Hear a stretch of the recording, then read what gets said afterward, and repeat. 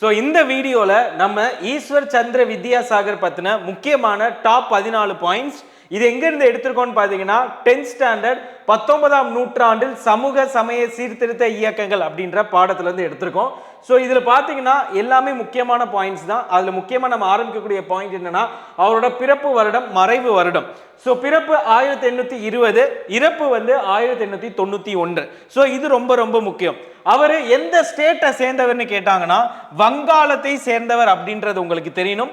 And அவரை எப்படின்னு சொல்லி அழைப்பாங்கன்னு பார்த்தீங்கன்னா நவீன வங்காள உரைநடையின் முன்னோடி அப்படின்னு சொல்லி அழைப்பாங்க. ஸோ அவரோட ஒரு முக்கியமான நம்பிக்கையை உங்களுக்கு ஒரு ஸ்டேட்மெண்ட் கொஸ்டினா கேட்பாங்க. அது என்னன்னு பார்த்தீங்கன்னா மறைநூல்களை அவ முற்போக்கானவை அப்படின்ற அவர் சொல்லியிருக்கிறார். அண்ட் அது மட்டும் இல்லாம விதவை எரிப்பு மற்றும் விதவை மறுமணம் ஆகிய இரண்டையுமே அவர் என்ன பண்ணியிருக்கிறாருன்னா எதிர்த்திருக்கிறாரு அப்படின்றது உங்களுக்கு தெரியணும். ஸோ அதை பத்தி பல புத்தகங்கள் அவர் வெளியிட்டு இருக்கிறாரு.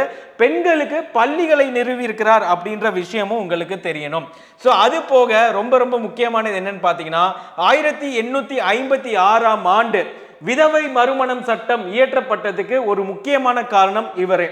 அது போக மேரேஜ் ஆக்ட், அது மேரேஜ் ஏஜ் ஆக்ட் அப்படின்றத முதலாக 1860 கொண்டு வரப்பட்டது.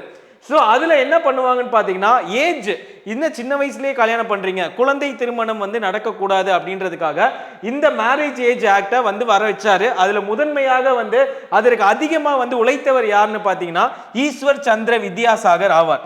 ஸோ அதன்படி அந்த டைம் லைனை உங்களுக்கு கண்டிப்பாக நீங்கள் தெரிஞ்சுக்கணும். ஸோ அது என்னன்னு பார்த்தீங்கன்னா 1860 வயது 10ஆக இருந்தது, 1891 12ஆக இருந்தது, 1925 13ஆக இருந்தது அப்படின்ற ஒரு விஷயம் உங்களுக்கு தெரியணும்.